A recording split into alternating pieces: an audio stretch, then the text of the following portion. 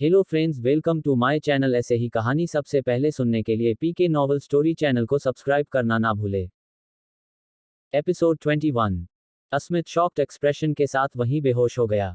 कार्तिका ने एक गहरी सांस ली। ये शरीर अब इस आदमी से डरता नहीं था। मतलब अब वह कुछ भी कर सकती थी। कुछ भी। तभी दरवाजा खुला। कार्तिका ने दरवाजे की तरफ देखा। वहां वृद्धा खड़ी थी। कार्तिका की अंगुलियों से खून निकल रहा था। पास में अस्मित पड़ा था। वृद्धा घबराते हुए कार्तिका के पास पहुंची। कार्तिका का शरीर बेहद कमजोर था। वृद्धा उसे सहारा देते हुए बोली, कार्तिका, ये इनकी ऐसी हालत। कार्तिका अटकते हुए बोली, मैंने की है। तू मुझे मेरे घर लेकर चल। फोन लेकर आ। कॉल करती हूँ। तू परेशान ना हो, सब ठीक है। बस यहाँ से चल। दूसरी तरफ से चलना, यहाँ कुछ भी ठीक नहीं है। वृद्धा ने उसे फोन दिया। साथ में उसे लेकर हॉस्पिटल के बैक एग्जिट से बाहर आई। कार्तिका ने एक नंबर पर कॉल किया। हेलो, मैं कार्तिका बोल रही हूँ। लोकेशन ट्रैक करके तुरंत यहाँ पहुँचो, कहकर उसने फोन काट दिया। वृद्धा की समझ में कुछ नहीं आ रहा था। वह बोली, कोको, ये सब क्या हो रहा है? तुम क्या करने की कोशिश कर रही हो? तुम्हारा घर कहाँ है? तुम तो। उनकी बातों के बीच में एक बड़ी सी कार आकर वृद्धा के सामने रुकी। इतनी महंगी कार देखकर वृद्धा का मुंह खुला का खुला रह गया। जल्दी से कुछ काले काले पहने लोग गाड़ियों से बाहर आए। कार्तिका के सामने सर झुकाकर एक हैंडसम लड़का बोला, sorry boss, we are late. Kartika सर हिलाकर बोली, प्रज्ञान, मुझे एआर इंडस्ट्रीज के बारे में हर एक बात चाहिए। ठीक होने के बाद सब एक पहले यही काम किया जाएगा। प्रज्ञान कार्तिका की सिक्योरिटी टीम का हेड काका दरवाजा खोलते हुए बोला, बॉस आप अंदर बैठिए, पहले आपका इलाज हो जाए, फिर सभी बातें बताई जाएंगी। कार्तिका ने वृद्धा को बैठाने का इशारा किया। वृद्धा ने आंखों से उससे सब ठीक होने के लिए पूछा। कार्तिका ने हाँ में सर हिला दिया। प्रज्ञान भी कार्तिका के साथ उसी कार में बैठ गया। वृद्धा मूर्ति की तरह बैठी सब देख रही थी। उसे तो समझ ही नहीं आ रहा था कार्तिका अचानक से इतनी अमीर हो कैसे गई। रात का वक्त, अद्विक का घर। श्यामा परेशान सा सर्वेंट क्वार्टर में बैठा था। उसे पता नहीं था कार्तिका कैसी होगी। देखकर तो उसकी हालत बहुत बुरी लग रही थी। तभी डोरबेल बजी। श्यामा तुरंत भागकर होम में आया। अस्मित गुस्से में टाई ढीली करते हुए होम में रखे सोफे पर जाकर बैठ गया। श्यामा सर झुकाकर पानी की ग्लास लेकर आया। रिवाज अस्मित के गुस्से को देखकर उसके सामने बैठना ठीक नहीं समझा। श्यामा ने दोनों ग्लास टेबल पर रख दी। अस्मित गुस्से से बोला, रिवाज, तुम कल ही अपनी पढ़ाई के लिए यहाँ से जा रहे हो। मुझे नहीं लग रहा यहाँ अब कुछ ठीक रहने वाला है। रिवाज कुछ कहने को हुआ तो अस्मित ने नजर उठाकर उसे देखा। रिवाज की आवाज उसके गले में ही मर गई। अस्मित बोला, तुम्हारी कंपनी को कुछ नहीं होगा, सब मैं संभाल लूंगा। तुम अच्छे से पढ़ाई करो ताकि अपने दादाजी की अमानत अच्छे से संभाल सको। रिवाज ने हाँ में सर हिला दिया। श्यामा, इसका जाने की तैयारी करो, और तुम भी इसके साथ जाओगे। इसका अच्छे से ध्यान रखना। तुम जानते ही हो इसे कितनी जल्दी बीमारियां पकड़ लेती है। श्यामा ने सर झुका लिया। अस्मित के गुस्से से वह इतना ज्यादा डरता था कि उसने सर उठाने तक की हिम्मत नहीं की। अस्मित की आंखों के सामने बार बार कार्तिका का वह गुस्सा, उसकी वह काली चमकती आंखें सब अस्मित की आंखों के इर्द गिर्द घूम रही थी। एक सांस में पानी का पूरा ग्लास खाली करने के बाद अस्मित अपने कमरे में चला गया। उसके जाने के बाद रिवाज ने सर उठाकर देखा। चैन की सांस भरते हुए रिवाज सोफे पर जाकर बैठ गया। श्यामा रिवाज से बोला, भैया जी क्या हुआ? कोको का पता नहीं चला। रिवाज पानी पीते हुए बोला, आप देख भी रहे हो वह कैसे गुस्से में लाला राक्षस बने हैं। मैं कैसे उनसे कुछ पूछ सकता हूँ? पता नहीं किससे पिट कर आए हैं। श्यामा बिना ध्यान दिए बोला, जो भी होगा कल अखबार में दिख ही जाएगा। कहते कहते उसे ध्यान आया कि रिवाज ने अभी क्या कहा। श्यामा हैरानी से सर उठाकर रिवाज को देखते हुए बोला, क्या आपने अभी कहा कि मालिक को किसी ने मारा है?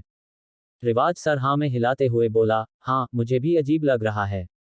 अभी यह कहते हुए, सच में अस्मित भाई के चेहरे पर पंच मारने की हिम्मत हुई किसकी? श्यामा ने रिवाज को देखा।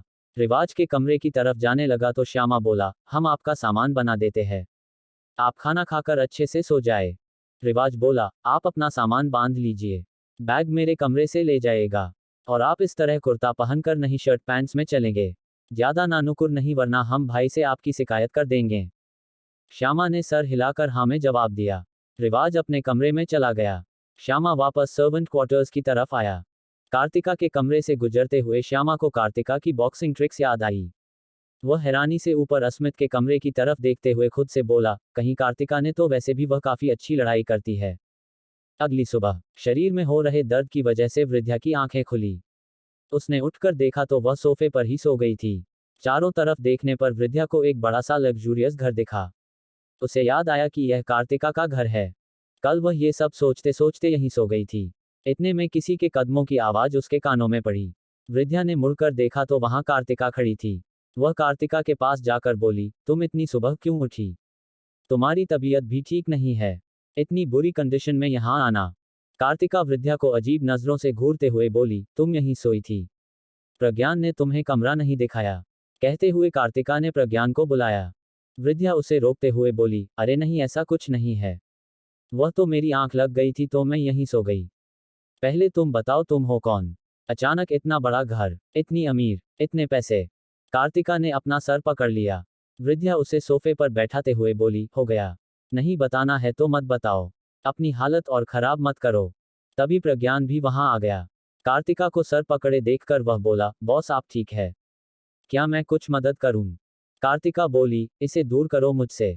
कितना बोलती है। प्रज्ञान ने एक झटके में वृद्धा को उठाकर कार्तिका से दूर बैठा दिया।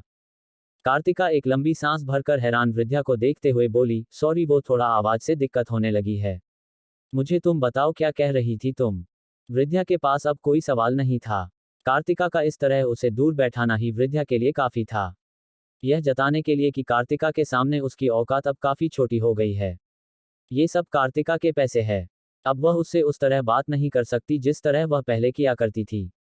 वृद्धा हल्की मुस्कुराहट के साथ सर झुकाकर बोली, का कुछ नहीं, वो मैं बस जाने के लिए कह रही थी। अब तुम सॉरी आप ठीक हैं तो मैं चलती हूँ, कोई दिक्कत हो तो आप मुझे फोन कर लें, मैं जाती हूँ। कहकर वृद्धा उठकर वहां से बाहर चली गई। 22 कार्तिका को वक्त लगा ये सब समझने में। उसे समझ ही नहीं आया कि उससे क्या गलती हुई। उसने प्रज्ञान की तरफ देखा। प्रज्ञान गला साफ करते हुए बोला, शायद आपने उनकी सेल्फ रिस्पेक्ट को, कहते हुए वह रुक गया। कार्तिका अपना सर दबाते हुए बोली, उसे लेकर आओ। प्रज्ञान हाँ में सर हिलाकर वहां से चला गया। बाहर चल रही वृद्धा की आंखों में आंसू थे। गेट से बाहर आकर उसने अपनी बाहें फैलाकर सुबह की ठंडी हवा को महसूस किया। वृद्धा सब ठीक है, रिलैक्स, तूने बस जरा सी मदद ही तो की थी, उसके लिए वह तेरे साथ हमेशा के लिए थोड़ी ना रहेगी, तू ही जरूरत से ज्यादा सोचती है। कहते हुए वृद्धा कुछ आगे बढ़ी ही थी कि दो बॉडीगार्ड्स उसके सामने आकर खड़े हो गए। वृद्धा ने सर उठाकर देखा। एक आदमी बोली, मैम प्लीज हमारे साथ चलें, आपको लाने के ऑर्डर्स मिले हैं। वृद्धा कुछ घबरा गई। वह उन दोनों से लड़ने के बारे में सोच रही थी। एक बॉडीगार्ड बोला, मैम हम भी ट्रेनिंग लेकर आए हैं, हमें लड़कियों से लड़ने की इजाजत नहीं है, इसलिए प्लीज आप हमें मारने की ना सोचे और हमारे साथ चलें। वृद्धा हाँ में सर हिलाकर उनके आगे चलने लगी। ये कार्तिका के लोग नहीं थे। जब तक कार्तिका के गार्ड्स वहां पहुंचे वृद्धा उन लोगों के साथ वहां से काम में बैठकर जा रही थी। गार्ड ने तुरंत प्रज्ञान को ये सब बताया और प्रज्ञान से वह सब सोफे पर बैठी कार्तिका ने भी सुन लिया। कार्तिका उठते हुए बोली, प्रज्ञान मैं ऑफिस जा रही हूँ, 2 घंटे में वृद्धा मेरे सामने होनी चाहिए। कहकर वह अपने कमरे में चली गई। प्रज्ञान के फोन पर मौजूद गार्ड्स ने भी सब सुन लिया। 2 गार्ड्स उसका के पीछे चले गए जिसमें वृद्धा को ले जाया गया था। प्रज्ञान खुद भी कार्तिका के साथ जाने के लिए तैयार होने के लिए आगे बढ़ा तो उसे गार्ड्स का मैसेज रिसीव हुआ। प्रज्ञान एक लंबी सांस भरकर वहां से बाहर चला गया। 2 दिन बाद इंग्लैंड की one of the best city London के एयरपोर्ट से एक लॉन्ग ब्लैक कोट पहने लंबी सी लड़की बाहर आई। उसके पीछे कुछ गार्ड्स थे। एक महंगी कार एयरपोर्ट के बाहर खड़ी थी। कार्तिका के लिए दरवाजा खोला। वह अंदर बैठ गई। कार स्टार्ट नहीं हुई। कार्तिका झल्ला कर बोला, वृद्धा।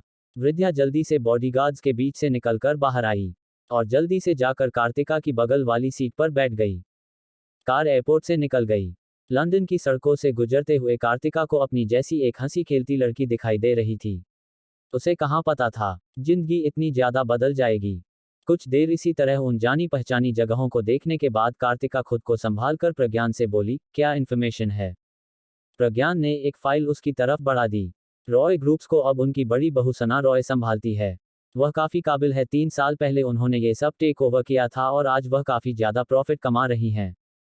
फाइल में सना की फोटो पर हाथ फेरते हुए कार्तिका की आंखें कुछ नम पड़ गई।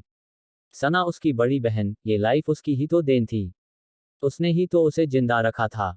सना ने उसके लिए जो किया था वह कोई नहीं कर सकता। आज वह सना से मिलने जा रही थी, उस सना से जो उसकी बहन थी। कार्तिका काफी ज्यादा खुश थी।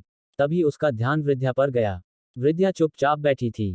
कार्तिका लैपटॉप खोलते हुए बोली, डोंट वरी, मैं कुछ नहीं कहूंगी, तुम सब कुछ कह सकती हो। वृद्धा हिचकिचाई, फिर बोली, कोको तुम क्या काम करती हो? क्या तुम पहले से इतनी अमीर थी? हम कहाँ जा रहे हैं?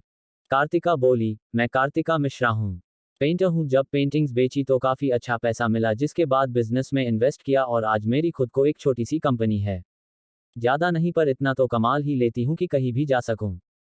वृद्धा मुंह फाड़े उसे देख रही थी। कार्तिका ने हंसकर उसका मुंह बंद कर अपनी कंपनी की बिल्डिंग की तस्वीर लैपटॉप में निकालकर उसकी तरफ घुमा दी। वृद्धा ने कंपनी देखी। वह बिल्डिंग काफ़ी ज़्यादा खूबसूरत थी। वृद्धा ने कंपनी का नाम ढूंढा। पेज के एक कोने पर क्वींस एम्परर लिखा हुआ था। क्वींस एम्परर यू आउन क्वींस एम्परर। उसकी आवाज़ में हैरानी थी। कार्तिका उसकी हैरानी देखकर बोली, हाँ अभी ज़्यादा फेमस नहीं है, शायद तुम्हें पता नहीं होगा, लेकिन जल्द ही हो जाएगी। मैं काफ़ी अच्छे से काम कर रही हूँ। कार्तिका तुम एक इंटरनेशनल कंपनी की मालिक हो, और तुम कह रही हो मैं इसे नहीं जानती। कहते हुए वृद्धा ने कंधों से कार्तिका को पकड़ लिया। मेरी छोटी सी कार्तिका कितनी काबिल हो गई है, किसी की नज़र ना लगे। कहते हुए वृद्धा ने अपनी आंखों से काजल निकालकर कार्तिका के कान के पीछे लगा दिया। काजल नहीं है तुम्हारी आंखों में, कार्तिक ने कहा। वृद्धा उसे गले लगाकर बोली, अरे तुम फीलिंग्स समझो ना, काजल बाद में लगा दूंगी तुम्हें। उनकी बातों के बीच में कार रुकी। बॉस हम पहुंच गए, कहकर प्रज्ञान ने कार का दरवाजा खोला। कार्तिका फुल एटीट्यूड में बाहर निकली। अब उसकी चाल एक कामयाब बिजनेस वुमन वाली हो चुकी थी। वृद्धा भी कार से बाहर निकली। सामने एक आलीशान बिल्डिंग खड़ी थी, जहां बड़े बड़े शब्दों में रॉय लिखा हुआ था। कार्तिका ने प्रज्ञान को एक नज़र देखा। प्रज्ञान हाँ में सर हिलाकर बोला, गार्ड्स विल तैयार रखे, हम डील कंप्लीट होने तक यहीं रुकेंगे। कहकर वह कार्तिका के पीछे उस बिल्डिंग के अंदर चला गया। कार्तिका की रॉयंट्री से पूरे ऑफिस का ध्यान उसकी तरफ चला गया। लिफ्ट का दरवाजा खुला और सेक्रेटरी कार्तिका को रिसीव करने वहां आया। उसके साथ कंपनी के वाइस प्रेसिडेंट को भी आना था, लेकिन वह नहीं आए। प्रज्ञान की आंखें छोटी हो गई। सेक्रेटरी यानी रुद्र बात संभालते हुए बोला, प्रेसिडेंट आई है तो वाइस प्रेसिडेंट उन्हें रिपोर्ट कर रहे हैं। प्लीज आप हमारे साथ चलें। हमारी प्रेसिडेंट खासतौर पर आपसे मिलने कंपनी आई है। प्रज्ञान ने कार्तिका की तरफ देखा। कार्तिका ने उसे शांत रहने का इशारा किया और सभी लिफ्ट से ऊपर जाने लगे। वहीं वृद्धा तो नीचे के नज़ारे देख रही थी। वह रिवाज की कंपनी गई थी, लेकिन उस कंपनी और इस कंपनी में जमीन आसमान का फर्क था। लिफ्ट से ऊपर जाते हुए वृद्धा उस बड़ी सी कंपनी को देख रही थी। बढ़ते फ्लो के साथ लोग और खूबसूरत बढ़ती जा रही थी। लिफ्ट रुकने की वजह से वृद्धा होश में आई। सभी बाहर निकले और एक ऑफिस के सामने आकर सभी रुके। रुद्र जल्दी से दरवाजा खोलते हुए बोला, आप प्लीज बैठिए, प्रेसिडेंट आती ही होंगी।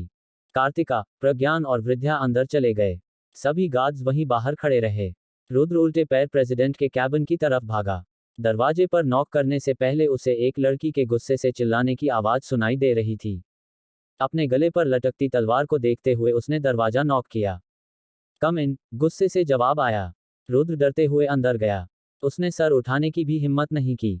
बड़े से ऑफिस की बड़ी सी ग्लास वॉल खुली हुई थी, जिसके कुछ आगे कांच की बड़ी टेबल के पास रखी ब्लैक चेयर पर एक लंबे बालों वाली लड़की गुस्से में बैठी थी।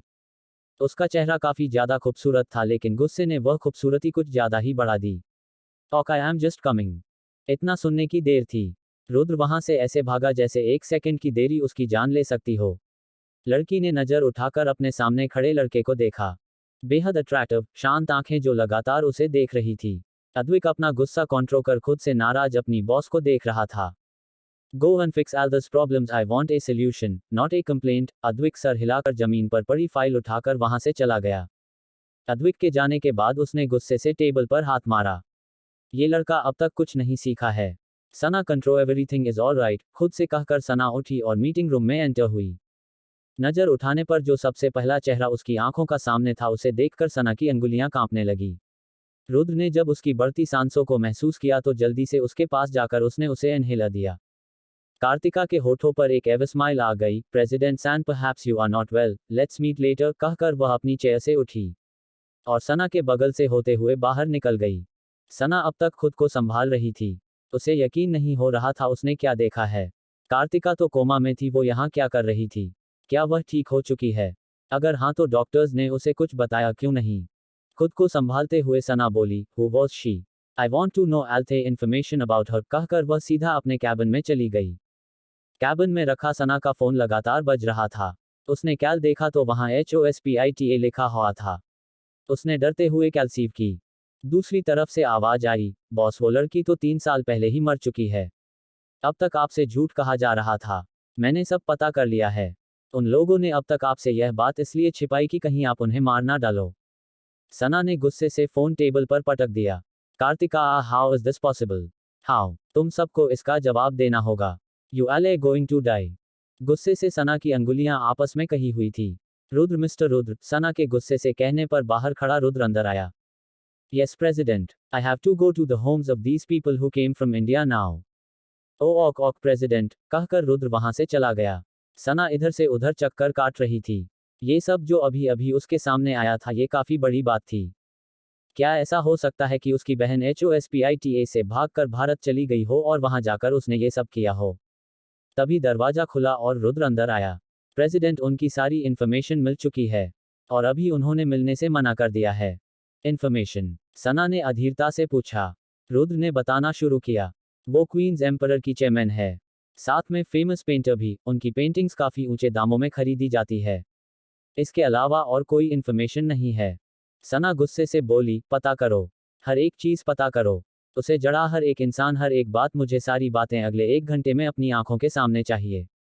कहकर सना अपना कोट लेकर वह कैबिन से बाहर निकल गई। रुद्र भी उसके पीछे पीछे चला गया। पार्किंग से कार लेकर सना अकेली कहीं चली गई। रुद्र को कुछ समझ नहीं आ रहा था। उसने बॉडीगार्ड्स को ध्यान से सना के पीछे जाने के लिए कहा, क्योंकि अगर उसे पता चला तो रुद्र खतरे में पड़ सकता था। वहीं सना को इतनी रफ्तार में जाते हुए अद्विक ने भी देख लिया। उसने रुद्र से पूछा तो रुद्र बोला, पता नहीं सर, बस प्रेसिडेंट काफी ज्यादा गुस्सा कर रही है। कहकर रुद्र अपने काम पर लग गया। अद्विक को कुछ अजीब सी फीलिंग्स आ रही थी। उसने भी अपनी गाड़ी पकड़ी और सना के पीछे चला गया। सना की आंखें सड़क पर थी। वह इतनी तेज थी जैसे रेसिंग ट्रैक पर किसी से कंपटीशन कर रही हो। बार बार उसकी आंखों के सामने कार्तिका का वही चेहरा घूम रहा था। धीरे धीरे उसकी आंखों में पानी भरने लगा और एक जोरदार आवाज के साथ सना ने कार रोक दी। स्टीयरिंग पर कसकर मारते हुए सना गाड़ी से बाहर निकली। कार के दरवाजे पर पैर रखकर वह कार के ऊपर बैठ गई। वह खुद नहीं समझ रही थी यह सब फीलिंग्स कैसी है। अचानक सना की आंखों में आंसू आ गए। अपना चेहरा छिपाकर सना उस जगह पर रो रही थी। पता नहीं क्यों उसके आंसू निकल रहे थे। पता नहीं क्यों वह रो रही थी। सना ने खुद को रोकने की कोशिश की पर कर ना सकी। डूबते सूरज को देखते हुए सना ने अब खुद को रोने से नहीं रोका। वह रो रही थी। कार की छत पर बैठी सना अपनी फीलिंग्स से लड़ रही थी। वह क्या सोच रही थी ये तो वह खुद भी नहीं पा रही थी। वहीं सना से कुछ दूर एक गाड़ी में अद्विक बैठा उसे देख रहा था। उसकी नजरें सना के चेहरे पर थी। उस चेहरे पर जिसने इतना ज्यादा प्रॉब्लम होने के बाद भी इस औरत ने जरा सी शिकायत भी नहीं की थी और आज इस तरह यहां रो रही थी। अद्विक को पता नहीं क्यों उसका रोना अच्छा नहीं लग रहा था। तभी एक परछाई चलकर सना के करीब जाने लगी। ये देखकर अद्विक अपनी कार से उतर गया। वहीं सना इन सब चीजों से अनजान अभी भी वैसी है बैठी थी। तभी किसी आवाज से सना के कंधे हिलना बंद हो गए। सना ने धीरे से अपना सर उठाकर देखा तो उसके माथे से एक गन आ लगी। अद्विक के पैर अपनी जगह पर रुक गए। वह साफ तौर पर यह सब देख रहा था। गन देखकर सना की लाल आंखें शार्प हो गई। उसने नजर उठाकर गन पकड़े इंसान को देखा। सामने कार्तिका बिना किसी इमोशन के उसे देख रही थी। पलक झपकते ही सना ने उसके हाथ से गन छीनकर उसके चेहरे पर एक जोरदार थप्पड़ लगा दिया। कार्तिका का चेहरा एक तरफ झुका हुआ था। गुस्से से उसकी आंखें लाल हो चुकी थी। अपना कोट उतारकर जमीन पर फेंकते हुए कार्तिका ने अपनी शर्ट के 2 बटन खोलते हुए सना को एक पंच लगा दिया। सना के मुंह में खून भर गया, जिसे थूककर सना ने अपनी शर्ट के बाजू ऊपर की और कार्तिका से लड़ने लगी। उन दोनों की फाइट बाल खींचने या जमीन पर गिराने वाली नहीं बल्कि रेसलिंग मैच चल रहा था। दोनों एक दूसरे को पटक पटक कर मार रही थी। पीछे खड़ा अद्विक सांस लेना तक भूल चुका था। अपनी बीवी की ऐसी लड़ाई देखकर कोई भी बता सकता था सना फाइटिंग में कितनी ज्यादा अच्छी है। वो तो आज तक उसने उसे इस तरह पीटा नहीं, वरना अद्विक कब का मर चुका होता। सामने सना ने कसकर कार्तिका को जमीन पर पटक दिया। कार्तिका के ऊपर आते हुए सना ने अपने मुंह में जमा खून थूका। यू कार्तिका ने उसके हाथ पर वार किया जिससे सना का बैलेंस बिगड़ गया। कार्तिका उसके ऊपर आकर उसका कॉलर पकड़कर गुस्से से बोला, बदतमीज, अपने बहन के क्रश से शादी कौन करता है? क्योंकि तुमने अद्विक से शादी। लड़कों की कमी है क्या इंग्लैंड की प्रिंसेस को? सना ने किसी तरह उसे खुद से दूर धक्का देकर कहा, तो मुझे भी जिंदा रहना था तेरे इस लंगूर के अलावा और कौन था जो मुझे बचा लेता? तू तो चली गई भारत, पता भी है कितनी मेहनत से ये सब किया है मैंने। कुछ देर चुप रहने के बाद जमीन पर पड़ी कार्तिका हंस पड़ी। 24 प्रिंसेस। अब आगे। सना के होठों पर भी मुस्कुराहट आ गई। कार्तिका मुड़कर सना को कसकर गले लगाकर सो गई। सना ने उसके सर पर हाथ फेरा।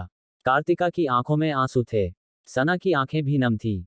दोनों आज किन हालातों से होते हुए यहाँ पहुंची थी उसका जवाब भी नहीं था उनके पास, बस खुशी की बात थी कि वो जिंदा थी। I miss you my elder sister, Kartika ने उससे चिपकते हुए कहा। सना ने भी उसे कसकर गले लगा लिया। आखिरकार पूरे 3 साल बाद दोनों मिल रही थी। कुछ देर बाद सना और कार्तिका जमीन पर बैठी महंगी शराब पी रही थी। सना बोली, तुझे पता है किसने तुझ पर एसिड अटैक करवाया था? एक बात तो है, तुम काफी खूबसूरत हो गई हो। सना ने उसके चेहरे पर अंगुलियां चलाते हुए कहा। कार्तिका हंसकर उसे छेड़ते हुए बोली, अब ये मत कहना तुम्हें लड़कियां पसंद है। सना हंसी लगी। तभी किसी आवाज से कार्तिका और सना दोनों अपनी गन पकड़कर पीछे मुड़ी। जमीन पर अद्विक बैठा डरकर उन दोनों को देख रहा था। उसकी नजर गन पर जाकर अटक गई। कार्तिका ने अपनी गन वापस रखते हुए शराब की बोतल होठों से लगाकर बोली, अद्विक कैसे हो? अद्विक ने कार्तिका को देखा। वह जल्दी से उसकी तरफ बढ़ने को हुआ कि रुक गया। क्या तुम कोमा में नहीं थी? सना हंसी। सचेडफर कहकर वह वापस अपना चेहरा सामने कर शराब पीने लगी। अद्विक अभी भी कार्तिका को देख रहा था। कार्तिका सना के साथ बैठते हुए बोली, now I too feel sad about my choice. Sana ने अपनी शराब की बोतल उससे टकराई। You understood quite quickly. Advik हिचकिचाते हुए सना की दूसरी तरफ बैठकर कार्तिका को देख रहा था। उसे अभी भी यकीन नहीं हो रहा था, वह लड़की जो मर चुकी थी वह इस हालत में यहाँ बैठी शराब पी रही है। और कुछ देर पहले उसकी सना के साथ 10 on 10 वाली फाइट भी हुई थी। कुछ देर चुप बैठने के बाद सना बोली, अद्विक चलो डिवोर्स लेते हैं। अद्विक और कार्तिका ने एक साथ उसे देखा। सना बिना किसी इमोशन के बोली, अब जब कार्तिका वापस आ गई है तो मुझे अपनी जगह वापस जाना ही पड़ेगा, वरना मेरी बहन को दिक्कत हो जाएगी।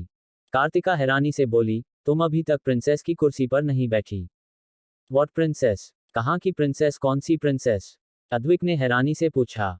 कार्तिका उसे इग्नोर कर सना से बोली, सना तूने अब तक क्राउन क्यों नहीं संभाला? अगर तू नहीं है तो कौन? कहते कहते कार्तिका सोच में पड़ गई। सना ने एक नज़र उसे देखा। आई थिंक तुझे अपने अटैकर को, कहते हुए वह मुस्कुराए। कार्तिका उठते हुए बोली, चल बहन पहले अपना काम करके आती हूँ, फिर बाकी सारी कहानी तुझे बताई जाएगी। वैसे मुझे एक और बहन मिल चुकी है। भारत वाले काफ़ी अच्छे हैं, राह चलते किसी भी भिखारी की मदद कर देते हैं। जिंदगी मिली है तो उसका एहसास तो चुकाना पड़ेगा।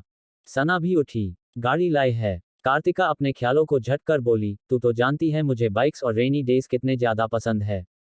कहते हुए उसने अपनी अंगुलियों में चाबी घुमाई। सना ने हंसकर वह चाबी ली और सड़क की दूसरी तरफ खड़ी बाइक की तरफ चली गई। कार्तिका भी लटकती मटकती उसके पीछे चली गई। अद्विक कुछ कहना चाहता, काफी सारे सवाल पूछना चाहता था लेकिन कुछ ना कर सका। सना ने बाइक स्टार्ट की। कार्तिका उसके पीछे बैठते हुए बोली, मुझे लगता है तुम्हारे पति की माल कुछ जानती है। आफ्टर ऑल उसकी सुगंध मुझे सबसे ज्यादा जो पसंद है। व्हाट माल? ये क्या है? सना ने पूछा। कार्तिका हंसकर बोली, अरे बहन तेज चल, ये सब धीरे धीरे मैं सिखा दूंगी। सना ने बाइक फुल स्पीड में वहां से भगा दी। ये थी उसकी आज़ादी जो वह इन 3 सालों में ना कर सकी। सना अब आज़ाद थी।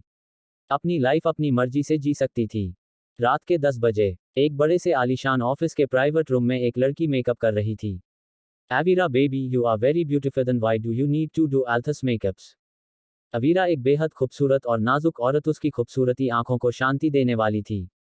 आवाज सुनकर अवीरा अदा से पीछे मुड़ी, लेकिन जैसे ही उसकी नज़र सामने खड़ी कार्तिका पर पड़ी उसकी आंखें बड़ी हो गई।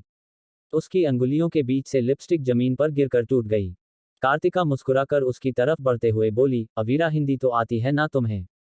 तो अपने सौतेले भाई से इतना प्यार। एक लड़की का SCANDA क्या निकला, तुमने तो लड़की ही जला डाली। अवीरा अपने कदम पीछे खींचते हुए डरकर बोली, तथा तुम हो ही नहीं सकती। तुम मर चुकी हो। You are dead. मैंने खुद जाकर तुम्हें जहर दिया था। कार्तिका हंसी अपनी अंगुलियों में पकड़ी छुरी को घुमाते हुए वह बोली, अवीरा मैं काफी बुरी हूं, तुमने तो फिर मुझे मारने की जहमत उठाई। तुम्हें कैसे जिंदा बख्श दूं? 20 मिनट बाद इंग्लैंड की सबसे बड़ी कंपनी के 77वें माले से कूदकर एक लड़की ने अपनी जान दे दी थी। नीचे पुलिस के साथ डॉक्टर्स, एम्बुलेंस सब खड़े थे। अब तक रॉय परिवार के पास भी यह खबर पहुंच गई थी। कीर्ति रॉय रोते हुए अपनी बेटी की लाश देख रही थी। अनिग्या भी वहां पहुंच चुका था। वह अपनी मां को संभाल रहा था। अद्विक भी अपने सौतेले भाई और मां के पास गया। रॉय परिवार के लिए ये काफी बड़ी बात थी। रिपोर्ट्स आने पर पता चला कि अवीरा की दिमागी हालत कुछ ठीक नहीं थी। इसी बीच सना ने भी जाने का फैसला कर लिया। वह कैसे उस परिवार की मदद कर सकती थी जिसने उसकी बहन को मारने की कोशिश की थी। और वह मर भी चुकी थी, लेकिन पता नहीं कहां से वह वापस आ चुकी थी। 2 महीने बाद इंडिया। एआर इंडस्ट्रीज पूरी तरह से बर्बाद होने के कगार पर आ चुकी थी। उनका चेयरमैन जेल के अंदर बैठा था। वहीं अस्मित की कंपनी में आज एक नया किरदार सबके सामने था। अधीर राठौर अस्मित के कैबिन में उसकी कुर्सी पर बैठा। अधीर सामने लगी अस्मित की बड़ी सी तस्वीर देखकर बोला, भाई आप परेशान मत होना, मैं अच्छे से आपकी इस कंपनी को बर्बाद करूंगा। वो क्या है ना, आपकी यह खूबसूरत शक्ल मुझे जरा भी पसंद नहीं। वहीं जेल में अस्मित अपना सर पकड़कर बैठा था। तभी किसी ने दरवाजे पर आकर खटखटाया। तुमसे कोई मिलने आया है, बाहर से कहा गया और दरवाजा खुला। एक पुलिस ऑफिसर ने आकर अस्मित के हाथों में हथकड़ी लगाकर उसे दीवार पर फिक्स कर दिया। अस्मित ने सर उठाने की भी जहमत नहीं समझी, जैसे उसे पता हो वहां कौन है। लेकिन अचानक एक जानी पहचानी खुशबू अस्मित की नाक में गई। उसने तुरंत सर उठाकर देखा। सामने एक बेहद खूबसूरत लड़की लाल साड़ी में खड़ी थी। अस्मित की हरी आंखों ने ऊपर से नीचे तक उस लड़की को देखा। वो कार्तिका थी। कार्तिका अपना पल्ला लहराते हुए बोली, लग रही हूं मैं बिल्कुल कार्तिका मिश्रा जैसी। इसी साड़ी को पहनकर मैंने तुम्हें मारा था, याद है? अस्मित की मुठ्ठियां कस गई। वह कार्तिका को पकड़ने आगे बढ़ा कि हथकड़ियों की वजह से कुछ ना कर सका। कार्तिका हंसी। वह जाकर अस्मित के सामने बैठ गई। आई नो ये सब तुमने ही किया है। तुम ही हो जो मुझे नीचे गिराना चाहती हो। लेकिन देखना, मैं दोबारा अपनी उसी जगह पर वापस पहुंच जाऊंगा और इस बार तुम्हें सीधा जान से मारूंगा। अस्मित की बातें सुनकर कार्तिका ने अपने दिल पर हाथ रख लिया। भले ही वह अब कुछ और थी, लेकिन पहले वाली कार्तिका का शरीर और दिल शायद इस लड़के के लिए काफी ज्यादा अच्छा था। इसलिए तो वह उसे छोड़ ही नहीं पा रही थी। अस्मित बेबी, चलो एक डील करते हैं। इसका बाद ना तुम मुझे जानते हो ना मैं तुम्हें। आगे कभी हम आमने सामने हुए तो ये सब नहीं होना चाहिए। CH-25। अस्मित गुस्से से बोला, मैं मर जाऊंगा लेकिन तुम्हें कभी वह नहीं दूंगा जो तुम चाहती हो। कार्तिका आखिरी वार्निंग के साथ बोली, सोच लो, आखिरी बार पूछ रही हूं। तुम्हारे सामने सब बता दूंगी, तुम्हारे हर एक सवाल का जवाब। अस्मित ने उससे अपनी नजरें फेर ली। कार्तिका भी गुस्से से उठकर वहां से चली गई। अस्मित ने खुद को शांत किया। किसी ने आकर उसके हाथ खोले और फिर वहीं कुछ दिन और बीत गए। एआर इंडस्ट्रीज की हालत और भी खराब हो चुकी थी। मार्केट वैल्यू बिल्कुल खत्म हो चुकी थी। अस्मित परेशान हो फिर से उसी तरह जेल में बैठा था। दरवाजा खुला और कार्तिका अंदर आई। अस्मित ने सर उठाने की भी हिम्मत नहीं की। इस बार वह कार्तिका को फेस नहीं करना चाहता था। अपनी कंपनी के लिए वह उस औरत की मदद ले रहा था जिससे शायद वह इस दुनिया में सबसे ज्यादा नफरत करता था। तो अस्मित राठौर, बताएं आपने हमें क्यों बुलाया? कार्तिका ने तंज कसते हुए पूछा। कुछ देर रुककर अस्मित बोला, मुझे तुम्हारी बात मंजूर है। कार्तिका के कान जैसे ये सुनने के लिए ही रुक हुए थे। वह ये बिल्कुल भी नहीं चाहती थी कि अस्मित उसका ऑफर रिजेक्ट कर दे। कुछ देर की शांति के बाद कार्तिका बिना कुछ कहे वहां से चली गई। अस्मित को लगा शायद अब कार्तिका उसकी मदद नहीं करेगी। वह यहां सिर्फ उसे इस हालत में देखकर मजाक उड़ाने आई थी। अस्मित, तूने भी क्या सोचकर उसे यहां बुला लिया? तू सोच क्या रहा था उस वक्त? कहते हुए अस्मित ने एक जोरदार पंच दीवार पर मारा। ओए हीरो, दीवार टूटेगी ना, पैसे देने होंगे पैसे, चल आ, तुझे जमानत मिल चुकी है। कांस्टेबल ने अस्मित से कहा। अस्मित को पहले तो अपने कानों पर यकीन नहीं हुआ, लेकिन फिर खुद को शांत कर जेल से बाहर आया। एडवोकेट की पूरी टीम बाहर खड़ी थी। अस्मित को देखकर सभी वहां से बाहर चले गए। एक गार्ड ने आकर अस्मित को इज्जत से अपने साथ चलने के लिए कहा। अस्मित पहले भी जेल जा चुका था, तो उसे पता था पेपर्स साइन करने होते हैं। लेकिन इस बार ऐसा कुछ भी उससे नहीं कहा गया। अस्मित को शक होने लगा कि कहीं उसे मारने के लिए तो कार्तिका ने उसे बाहर नहीं निकाला है। वैसे भी उनके बच्चे इतने अच्छे रिलेशन तो थे नहीं कि वह उसे बिना किसी फायदे के बाहर निकाले। जेल के पीछे वाले दरवाजे से अस्मित को बाहर लाया गया। वह किसी से डरता थोड़ी था, इसलिए वह भी उनके साथ चला गया। बाहर काफी महंगी महंगी गाड़ियां खड़ी थी। अस्मित सोच रहा था कि कार्तिका खुद इतनी अमीर कैसे हो सकती है, वह भी कुछ ही सालों में, जबकि कुछ महीने पहले वह उसकी कैद में थी। लगभग आधे घंटे बाद काज रुकी। अस्मित के लिए दरवाजा खोला गया। हल्की हल्की बारिश के बीच खड़ा अस्मित चारों तरफ देख रहा था। आज लगभग 2 हफ्ते बाद वह जेल से बाहर निकल रहा था। सामने उसका घर नहीं बल्कि कोई दूसरा विला था। वहां ऐसे काफी सारे घर थे, जहां एक घर बिल्कुल नजरों को लुभाने लायक था, लेकिन वह घर अस्मित से काफी दूर, लगभग 2 किलोमीटर की दूरी पर होगा। अस्मित को घर के अंदर ले जाया गया। उसे उसका कमरा दिखाते हुए गार्ड बोला, सर आप नाह लीजिए, आपके कपड़े ड्रेसिंग रूम में है। बॉस ने कहा है वह 2 घंटे बाद आपसे मिलने आएंगी, तब तक आप खाना भी खा लें। कहकर वह चला गया। अस्मित को लगा नहीं था इतना सब होने के बाद कार्तिका उसके इतना अच्छा ट्रीट करेगी। अस्मित को शक भी हो रहा था कि कहीं पूरे घर में बॉम्ब लगे होंगे और अभी कुछ ही देर में ब्लास्ट होगा और वह मर जाएगा। अस्मित ने शावर लिया। ड्रेसिंग रूम का दरवाजा खोलने पर अस्मित को काफी सारे कपड़े दिखे। ये ज्यादा हो रहा है। क्या मैंने इसे अपने घर के बेसमेंट में बंद करके नहीं रखा था? वह लाइफ इसे इतनी अच्छी लगी कि आज ये सब भी कर रही है। अस्मित ने कपड़े पहने। सारे कपड़े अक्सर उसकी फाइटिंग के थे। नौकर थी वह मेरे घर की, इतना तो जान ही चुकी होगी। खुद को दिलासा देकर अस्मित नीचे हो में आया। वहां कुछ सफेद कोट में लोग खड़े थे। अस्मित की आंखें छोटी हो गई। एक गार्ड ने आकर अस्मित को फोन दिया। दूसरी तरफ से कार्तिका की आवाज आई, डॉक्टर्स भेजे हैं, चेकअप करवा लो, कहीं पहले से जहर खाकर आए और मेरे घर में मर गए तो खामखा मेरा नुकसान हो जाएगा। सो बी ओबीडियंट, कहकर कार्तिका ने कॉल काट दिया। अस्मित ने चेहरे पर कोई एक्सप्रेशन नहीं दिखाए। उसने फोन वापस बॉडीगार्ड की तरफ बढ़ाया तो बॉडीगार्ड बोला, सर यह आपका ही फोन है। बॉस ने कहा है आपको पुराना फोन नहीं चलाना है। अस्मित ने फोन सोफे पर फेंक दिया। चेकअप शुरू करते हैं, कहकर वह वहीं बैठ गया। डॉक्टर्स ने एक दूसरे को देखा फिर अपने अपने काम पर लग गए। लगभग 2 घंटे बाद अस्मित फ्री हुआ। अभी भी एक डॉक्टर बचा था। अस्मित ने उसे घूर कर देखा। सर ब्लड लेना था। पता नहीं क्यों डॉक्टर अस्मित की उन हरी आंखों से डर महसूस कर रहा था। अस्मित ने अपना हाथ आगे किया। डॉक्टर की अंगुलियां कांप रही थी। अस्मित ने उसके हाथ से सुई लेकर अपनी नस में खुद ही लगा दी। ये देखकर सभी हैरान थे। डॉक्टर ने जल्दी से अपना काम खत्म किया और सभी वहां से चले गए। अस्मित उठने लगा तो सर्वेंट ने उसे खाना खाने के लिए कहा।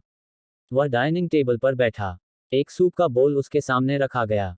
अस्मित सोच रहा था कहीं इसमें जरा हुआ तो। वैसे भी इस वक्त वह किसी पर भरोसा नहीं कर सकता था। किसी पर भी नहीं।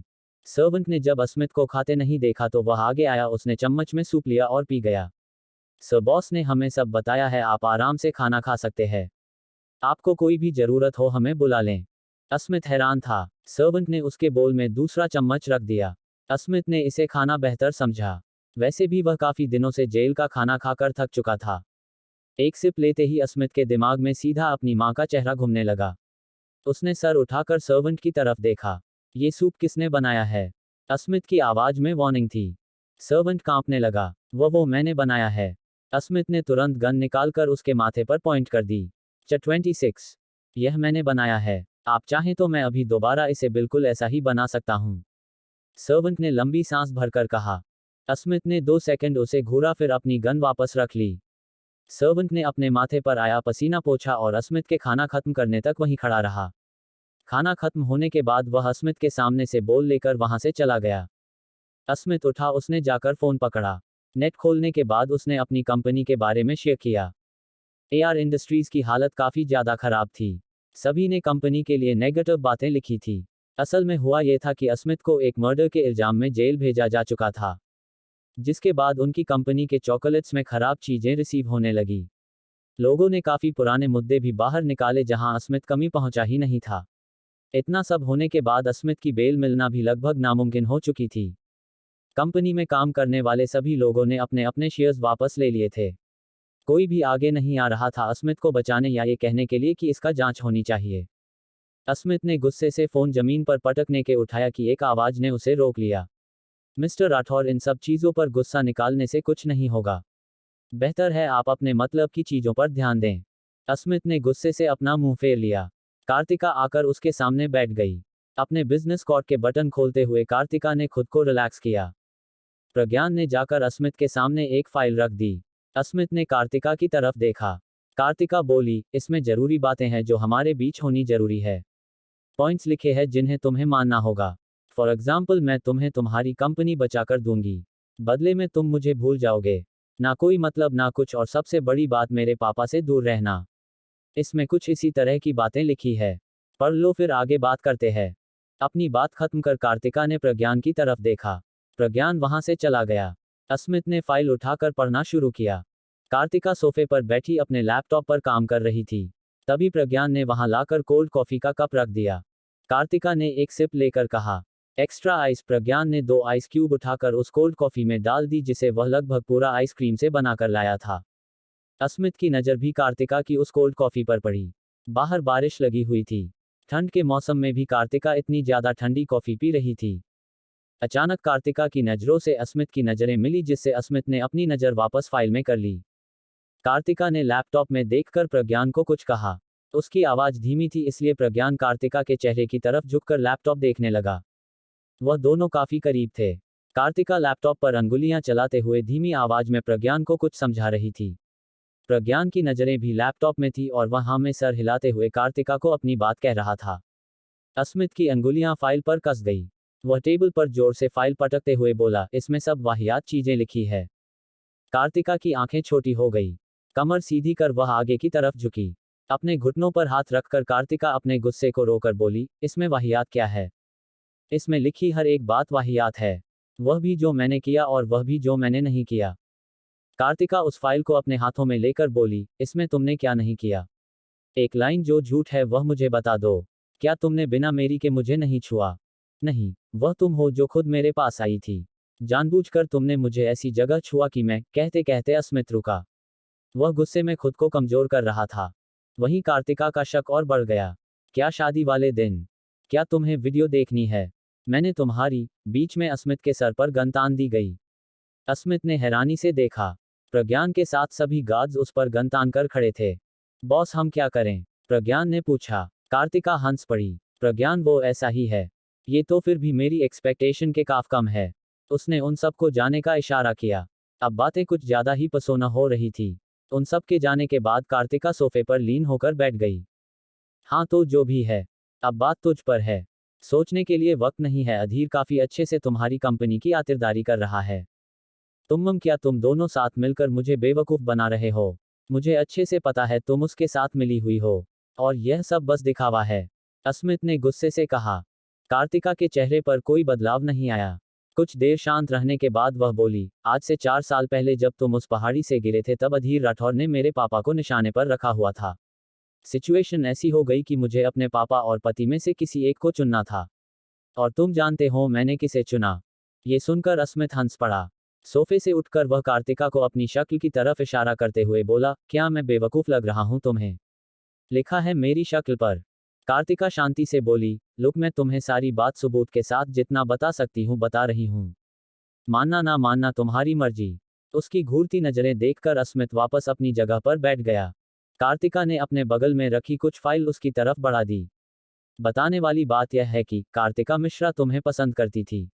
उस पहाड़ी से गिरने के बाद आई थिंक रिवाज दीक्षित के दादाजी ने तुम्हारी जान बचाई। जिसके बाद तुमने रिवाज को एज ए बड़ा भाई सहारा दिया। उस पूरे वक्त कार्तिका रिवाज दीक्षित के कांटेक्ट में थी। ये सुनकर भी अस्मित के चेहरे के भाव में जरा भी फर्क नहीं पड़ा। वह उस फाइल में रखी चीजों की एक एक कर देख रहा था।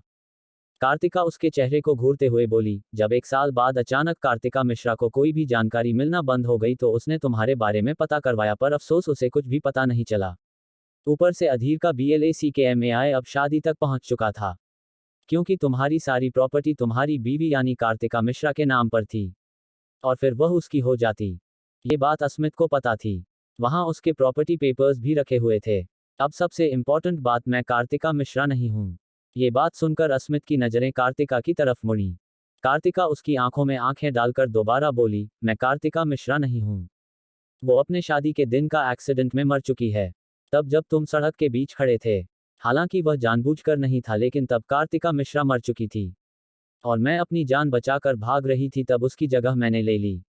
मैं कार्तिका सरीन हूं, ना कि तुम्हारी कार्तिका मिश्रा। 27। कार्तिका की बातों से कहीं भी ऐसा लग रहा था कि झूठ बोल रही है। अस्मित को अभी भी कार्तिका की कही हुई बातों को एनालाइज करने में वक्त लग रहा था। कार्तिका मिश्रा यानी सामने बैठी लड़की उससे कह रही थी कि वह कार्तिका मिश्रा नहीं है। अपनी जगह से उठते हुए कार्तिका बोली, तब मेरे पास ताकत नहीं थी, लेकिन अब है। तुम्हें सोचने के लिए कल सुबह तक का वक्त दिया जाता है। क्यों शाम को मेरी फ्लाइट है। तुम्हें अपनी कंपनी चाहिए होगी तो बता देना। कहकर कार्तिका वहां से चली गई। अस्मित अब भी बैठा उन सब चीजों को देख रहा था। साथ में कार्तिका का फोन भी था जिसमें अधीर के मसाज साफ तौर पर दिख रहे थे। वहीं कार्तिका अपने उस आलीशान विला में गई जो अस्मित के घर से 2 किलोमीटर की दूरी पर बना था। का की आवाज सुनकर विला के अंदर से आ रही चीजों के टूटने की आवाजें रुक गई। कार्तिका ने अपने चेहरे पर आई सारी परेशानियों को जल्दी से खुद से दूर किया और एक पॉजिटिविटी लाकर अंदर आई। अचानक लाइट्स बंद हो गई। कार्तिका को वहां काफी कुछ दिख रहा था, लेकिन उसने ऐसे दिखाया जैसे कुछ दिख ही नहीं रहा हो। सरप्राइजर्स की आवाज के साथ काफी सारे लोगों के चिल्लाने की आवाज आई। कार्तिका हैरानी से भरे चेहरे के साथ सबको देख रही थी। सामने वृद्धा, सना और दो छोटे छोटे बच्चे खड़े थे। प्यारे से एक जैसी शक्ल, चबी चीक्स, बड़ी बड़ी हरी आंखें। ओह माय बेबी, यह सब मेरे लिए। लेकिन आज तो आप दोनों को बर्थडे है ना? कार्तिका ने घुटनों पर बैठकर उन दोनों से कहा। दोनों छोटे छोटे बच्चे आकर कार्तिका के गले लग गए।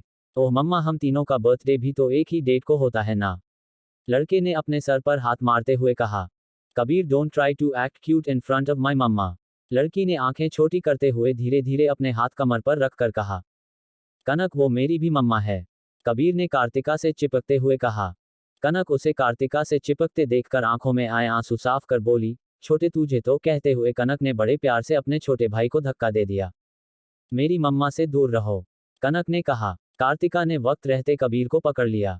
कनक, ऐसा नहीं करते। कबीर छोटा भाई है ना, चलो अब लड़ना बंद करो। आज बच्चों का बर्थडे है तो एंजॉय करते हैं। कनक ने हाँ में सर हिलाया। कबीर ने भी अपनी मां का हाथ पकड़ लिया।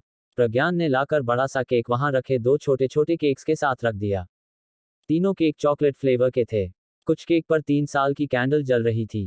केक काटने के बाद कार्तिका सोफे पर सना के साथ बैठी थी। सामने वृद्धा कबीर और कनक के साथ गिफ्ट खोलने में मदद कर रही थी। सना कॉफी पीते हुए बोली, मतलब तुम्हारा अभी तक डिवोर्स नहीं हुआ है? कार्तिका हंसी, उसकी मुस्कुराहट अलग सी थी। वह बोली, कार्तिका मिश्रा ने मुझे जिंदगी दी है। जिंदगी का बदला तो उसे वापस नहीं कर सकती, लेकिन हाँ, उसकी कुछ ख्वाहिशें तो जरूर पूरी कर सकती हूँ। आप बताएं राजकुमारी, इतनी सिक्योरिटी होने के बाद यहाँ आना कैसे कर लेती है आप ये सब? सना हंसकर बोली, don't underestimate the power of common princess. Kartika हंस पड़ी। तभी प्रज्ञान ने आकर उसके कान में कुछ कहा। कार्तिका का माथा सिकुड़ गया। कबीर और कनक किसी भी कीमत पर अस्मित के सामने नहीं आने चाहिए। प्रज्ञान ने हाँ में सर हिला दिया। कबीर, कनक, क्या तुमने मासी को हमारी बैकसाइड वाली SPECIA बालकनी नहीं दिखाई? कार्तिका ने पूछा। वृद्धा भी समझ गई बच्चों को वहां से ले जाना है। वह खुश होकर बोली, SPECIA बालकनी, क्या मैं भी वहां जा सकती हूँ? क्या वहां फाउंटेन भी है? कबीर मुंह दबाकर हंसते हुए बोला, मासी आप कितनी खुश हो। चलो, आप उसे देखकर काफी खुश होंगी। कहकर उसने वृद्धा का हाथ पकड़ा। कनक बोली, छोटे चल देखते हैं पहले कौन पहुंचता है। कबीर की आंखों में चमक आ गई और दोनों दौड़ते हुए वहां से भाग गए। वृद्धा भी जल्दी से उनका पीछे भागी। ठीक तभी अस्मित अंदर आया। कार्तिका पीछे नहीं मुड़ी। अस्मित उसके सामने आकर बोला, मैं तुम्हारी हर एक बात से एग्री करता हूँ। कार्तिका मुस्कुराई। वह ये कार्तिका मिश्रा के लिए कर रही थी, ताकि उसके अंदर कभी गिफ्ट ना बने कि उसकी वजह से कार्तिका जिंदा नहीं है। अस्मित को बैठने का इशारा किया। एक और बात, मुझे डिवोर्स चाहिए। कार्तिका की बात सुनकर अस्मित बैठते बैठते रुक गया। आराम से बैठते हुए अस्मित ने सोचा, ये केस खत्म होने के बाद देखेंगे। कार्तिका ने इस पर आपत्ति नहीं जताई। प्रज्ञान ने कार्तिका के सामने ब्लैक लैपटॉप लाकर रख दिया। लैपटॉप काफी अच्छा लग रहा था। कार्तिका ने एयरटाइट चश्मा आंखों पर लगाया। वह अस्मित से बोली, बको, उस वक्त क्या हुआ था जब तुम मर्डर साइट पर थे? ये सुनकर अस्मित अपनी जगह से खड़ा हो गया। क्या तुम्हें कुछ नहीं पता? अगर नहीं पता तो तुम कुछ भी कैसे करोगी? कार्तिका ने एक ठंडी नजर उस पर डाली। क्या तुम भूल रहे हो मैं कौन हूँ? इंजीनियरिंग में पूरे एशिया में फर्स्ट रैंक पर थी। ये सुनकर अस्मित कुछ शांत हुआ। लेकिन क्या अभी इस लड़की ने खुद को इंजीनियरिंग से जोड़ा? शायद वो कार्तिका मिश्रा थी जो फर्स्ट रैंक आई थी। सोचना बंद करो, जो पूछा है वो जवाब दो। कार्तिका ने उसे घूरते हुए कहा। अस्मित ने अपने साथ जो कुछ भी हुआ था सब बता दिया। CCTV फुटेज में कुछ? कार्तिका ने फिर पूछा। मैंने देखा था वहां कुछ भी नहीं है, साफ तौर पर मैं उस आदमी को मारते हुए दिख रहा हूं, अस्मित ने कहा। कार्तिका ने लैपटॉप ऑन किया और अपनी अंगुलियां चटकाते हुए काम पर लग गई। आधे घंटे की मेहनत का बाद कार्तिका के हाथ वह चीज लगी जो उसे चाहिए थे। पेन ड्राइव में उन फाइल्स को कॉपी कर कार्तिका उस पेज से बाहर निकल गई। उसने अभी अभी भारत के सबसे महंगे होर्ड के सिक्योरिटी सिस्टम को हैक किया था। लैपटॉप अस्मित की तरफ मोड़कर कार्तिका ने पूछा, क्या यही है? अस्मित की आंखें फैल गई। वह जल्दी से लैपटॉप स्क्रीन के सामने आया। स्क्रीन पर वीडियो चल रही थी। मैंने कहा था ना, मैंने उस आदमी को नहीं मारा, वह पहले से अपने छाती पर चाकू लिए ढोलता हुआ मेरे सामने आकर गिरा था। अस्मित ने तुरंत खुशी से कहा। 28। कार्तिका बोली, जाओ अब बाकी कल देखेंगे। कहकर कार्तिका अलसाए आवाज में ऊपर अपने कमरे की तरफ चली गई। वहीं सोफे पर बैठी सना हैरानी से अपने सामने बैठे लड़के को देख रही थी। 2 हफ्तों से जेल में रहने का बाद भी अस्मित कयामत लग रहा था। सना तो अपनी नजरें हटाना तक भूल चुकी थी। सना कारिका के बुलाने पर सना हड़बड़ा कर उठी और मुस्कुराते हुए वहां से निकल गई। अस्मित भी क्या करता, इसलिए वह भी उसे बड़े से विला से बाहर निकल गया। पैदल चलते हुए अस्मित के कानों में किसी के मम्मा मम्मा चिल्लाने की आवाज पड़ी। अस्मित का फिलहाल इस पर ध्यान नहीं था।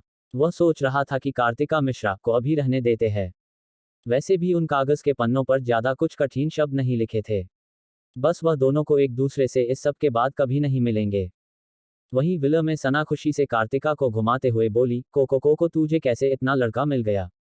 वह कितना अच्छा है। कार्तिका उसे घूरने लगी। सना तुरंत पीछे हो गई। तभी कबीर और कनक भी चिल्लाते हुए वहां आ गए।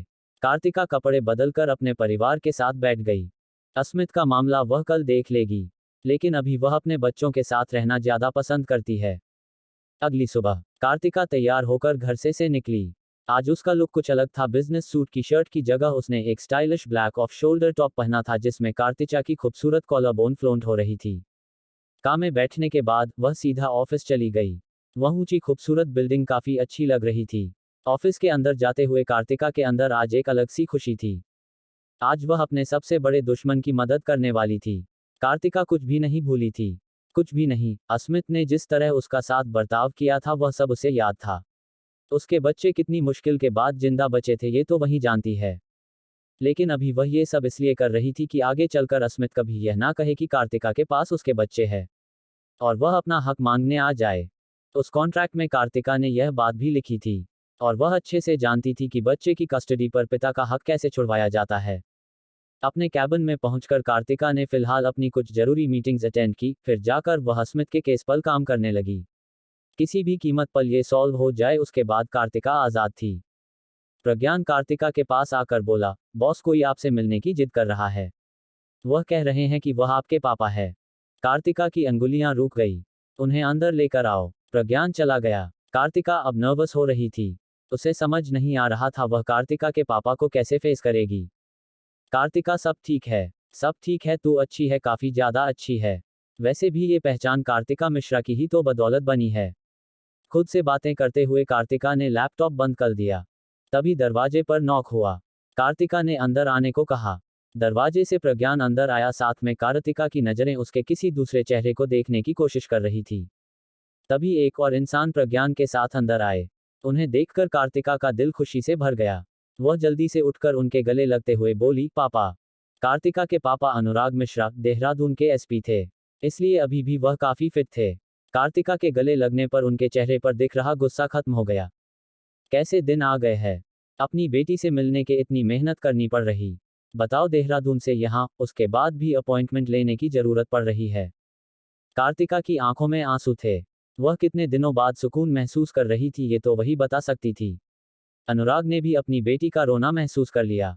को आप अभी भी इतना रोती है? 3 साल से होने को आए है, दिल्ली आने के बाद तो आप जैसे हमें भूल सी गई, इसलिए हम खुद आ गए। कार्तिका उनका हाथ पकड़ उन्हें सोफे पर लेकर बैठ गई। आपको कितने फोन किए लेकिन आप कहाँ हमारा फोन उठाएंगे? गुस्सा तो मुझे होना चाहिए। इतने केयरलेस कैसे हो सकते हैं आप? अनुराग अपनी बेटी के स्वभाव से वाकिफ थे। वह हंसते हुए बोले, अच्छा अब चलो, बताओ कैसा चल रहा है सब? हमने अस्मित के बारे में देखा। आप उसकी कंपनी संभाल रही है ना अभी? बेटा छोड़ क्यों नहीं देती उसे? हम कितनी बार कहें वह आपके लिए अच्छा लड़का नहीं है। जब आपकी जबरदस्ती शादी हुई तब भी आप खुश थी। ऐसा कोई करता है भला? कार्तिका बोली, पापा यह अस्मित राठौर की नहीं, आपकी बेटी कार्तिका मिश्रा की कंपनी है। ये सुनकर अनुराग ने अपनी बेटी को घूरा।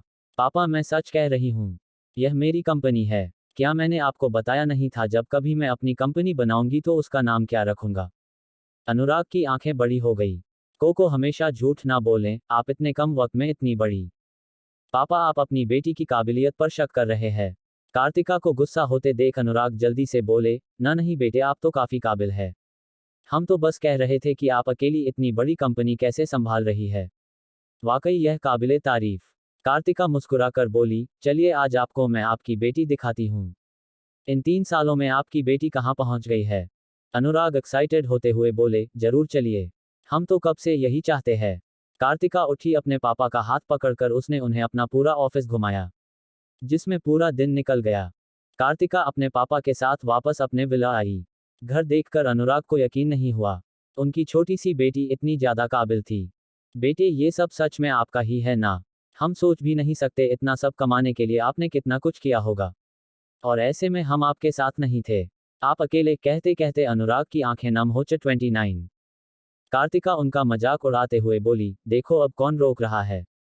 वह भी बस इसलिए कि बेटी ने इतने सारे पैसे कमा लिए हैं। You are such an idiot पापा। अनुराग ने अपनी बेटी को फिर से गले लगा लिया। कार्तिका मिश्रा का इस दुनिया में अपने पापा के अलावा कोई नहीं था, इसलिए उन दोनों का बॉन्ड भी काफी स्ट्रांग था। बस बस अनुराग मिश्रा कितना रोएंगे? अभी तो आपको बहुत कुछ देखना है। ऐ हमें नाम से मत बुलाए। वो हक सिर्फ हमारी बीवी का था है और रहेगा। अनुराग ने कार्तिका से अलग होते हुए कहा। कार्तिका हंस पड़ी। वह अपने पापा को अपने घर के अंदर ले आई। चारों तरफ देखते हुए अनुराग ने अपनी बेटी को कंधों से पकड़ लिया। कार्तिका ने उन्हें उनकी हर एक पसंदीदा चीज दिखाई। अनुराग काफी खुश थे। उन्हें लगा नहीं था जिस बेटी को सहारा देने के लिए वह यहाँ आए थे उसे अब किसी के सहारे की जरूरत ही नहीं होगी। मम्मा मम्मा देखो ना, कनक फिर से गुस्सा कर रही है। एक प्यारी सी आवाज के साथ कबीर आकर कार्तिक के पीछे छिप गया। तभी कनक बड़ों की तरह अपने हाथ पीछे बांधकर वहां आई। कबीर सामने आओ। तुम्हें झूठ बोलने की जरूरत नहीं है, मम्मा सब जानती है। कबीर कार्तिका के पीछे और छिप गया। अनुराग हैरानी से उन दो प्यारे बच्चों को देख रहे थे। उनकी वह हरी आंखें ही काफी थी उन्हें यह बताने के लिए कि वह बच्चे अस्मित और कार्तिका के हैं। उनका चेहरा बिल्कुल उनकी बेटी पर गया था। अनुराग हैरानी से अपनी बेटी को देख रहे थे। कार्तिका कबीर को गोद में उठाते हुए बोली, पापा ये मेरे बच्चे हैं। कबीर और कनक दोनों ट्विंस है। और कल ही पूरे 3 साल के हुए हैं। कार्तिका ने 3 साल पर जोर देते हुए कहा। अनुराग ने कबीर को देखा। बिल्कुल उनकी बेटी की तरह काफी खूबसूरत और प्यारे। कार्तिका आपके बच्चे 3 साल के हो गए और आपने हमें बताया भी नहीं। कारिका हंस पड़ी। पापा ये अभी कोई 3 साल के नहीं हुए हैं। इनका कहना था कि मम्मा के पेट में भी तो पूरे 7 महीने रहे थे, इसलिए अभी ये दोनों 3 साल के हैं। अनुराग भी हंस पड़े। इतने प्यारे बच्चों के सामने वह कैसे अपनी बेटी को डांट सकते थे? इसलिए वह नीचे खड़ी उस छोटी सी लड़की के सामने झुके। मैं अनुराग मिश्रा, आपकी मम्मा का पापा। कनक का सीरियस चेहरे पर खुशी आ गई। दादू मैं आपको जानती हूँ। हमारे घर पर आपकी बड़ी बड़ी पेंटिंग लगी है। अनुराग ने उसे गोद में उठा लिया। तभी सना भी तैयार होकर नीचे आई। कार्तिका मैं जा रही हूँ। कहते कहते वह रुकी। सामने अनुराग को देखकर सना भी जान गई कि वह कार्तिका के पापा है। सना उनके पास गई। उसे पता था भारत में बड़ों के पैर छुए जाते हैं। नमस्ते अंकल, मैं कार्तिका की दोस्त सना हूँ। अनुराग ने सना को देखा। सना काफी खूबसूरत थी, कुछ कुछ उनकी बेटी से भी मिलती थी। और उसके गोल्डन हेयर थे। अनुराग ने उसके सर पर हाथ रखा। सना कार्तिका को गले लगाकर कबीर के गालों पर किस कर बोली, बाय मुझे जाना होगा, थोड़ी दिक्कत हो गई है। कहकर उसने कनक को भी किस किया। और दोबारा अनुराग के पैर छूकर वहां से चली गई। बाय बाय एवरीवन, बाद में मारते हैं। कहकर वह वहां से चली गई। प्रज्ञान सना को छोड़ने चला गया। 1 हफ्ते बाद अस्मित के केस की तारीख थी। साफ तौर पर पता चल रहा था कि आज अस्मित पूरी तरह से बर्बाद होने वाला है। अधीर वहां नहीं था, लेकिन उसके काफी सारे जासूस वहां से उसे पल पल की खबर दे रहे थे। कार्तिका का भी कुछ यही हाल था। वह खुद वहां नहीं गई थी, लेकिन कोर्ट का लाइव वीडियो उसके फोन पर चल रहा था। अस्मित कटघरे में खड़ा था। ऑपोजिशन से लगातार उस पर अटैक किए जा रहे थे। अस्मित का अब दिमाग खराब हो रहा था। जब कार्तिका के पास सारे सबूत थे तो वह सीधे सीधे उन्हें पेश करके कुछ कर क्यों रही थी? वहीं कार्तिका अधीर को कुछ पलों की खुश देना चाहती थी। उसे अधीर को ढूंढना भी तो था। उससे सारे हिसाब भी तो पूरे करना था। कार्तिका का फोन बजा। बॉस, जिसके बारे में आपने कहा था उसका पता चल चुका है। उस पर नजर रखो, मैं पहुंच रही हूं। कहकर कार्तिका ने कोर्ट रूम में बैठे अपने एडवोकेट को मसाज किया। एडवोकेट अपनी जगह से उठकर सारे सबूत लेकर जज के सामने रख दिए। जज साहब, यहां साफ तौर पर मेरे मुवक्किल को फंसाने की कोशिश की जा रही है। उनकी कंपनी के खाने में भी छेड़छाड़ उनके जेल जाने के बाद जानबूझकर की गई है। जो भी उनके प्रोडक्ट्स खराब मिले हैं वह ड्यूप्लिकेट है। वीडियो कोर्टरूम में चलाया गया, जहां साफ तौर पर सोशल मीडिया वीडियो और रिया इंसाइडेंट वीडियो दिख रही थी। अस्मित के चेहरे पर अब गर्व वाले भाव थे। पूरा कोर्टरूम अजीब सी शांति में डूब चुका था। वहां किसी को भी ये उम्मीद नहीं थी। बिल्कुल भी नहीं। कोर्ट के बाहर खड़े न्यूज रिपोर्टर्स अस्मित के बारे में जानने के लिए उत्सुक थे। लगभग 2 घंटे बाद अस्मित बाहर आया। उसके चारों तरफ बॉडीगार्ड्स थे। अस्मित बेगुनाह साबित हो चुका था। कोर्ट की तरफ से अस्मित के केस की सुनवाई हो चुकी थी। कोर्ट से बाहर निकलते हुए अस्मित के चेहरे पर फिर से वही घमंडी ऑरा था जो कभी रहा करता था। अस्मित को कोर्ट के बाहर खड़ी उस काली गाड़ी की तरफ ले जाया गया। कार के अंदर कार्तिका बैठी थी। अस्मित आकर कार में बैठा। कार्तिका ने उसे डिवोर्स पेपर्स दिए। अस्मित कुछ देर के लिए रुका। वह ये करना भी चाहता और नहीं भी। कार्तिका ने जब उसे ऐसे बैठा देखा तो वह बोली, फिर से जेल जाना है तो बता दो। मुझे तुम्हें दोबारा जेल भेजने में भी जरा सा वक्त नहीं लगेगा। अस्मित हल्का सा मुस्कुराया और पेपर्स साइन कर दिए। कार्तिका ने पहले ही पेपर्स साइन कर लिए थे। अस्मित ने पेपर्स कार्तिका की तरफ बढ़ा दिए। कार्तिका की आंखें चमक उठी। अस्मित राठौर, आज से हम अनजान हैं। लेकिन याद रहे अगली बार मिलने पर हमारी बीच दुश्मनी के अलावा और कुछ नहीं होगा। उन 2 महीनों का हिसाब तो अभी भी बाकी है। अस्मित कार से उतर गया। दोबारा मिलने पर तुम्हें अपनी टक्कर का अस्मित राठौर मिलेगा। कार्तिका फीकी हंसी के साथ बोली, अपने भाई की मौत पर अफसोस मत करना। उसने कुछ ज्यादा ही हद पार कर दी थी तो आज हिसाब करने का दिन है। इसका अगला एपिसोड सुनने के लिए वीडियो को लाइक और पीके नॉवल स्टोरी को सब्सक्राइब करना ना भूले।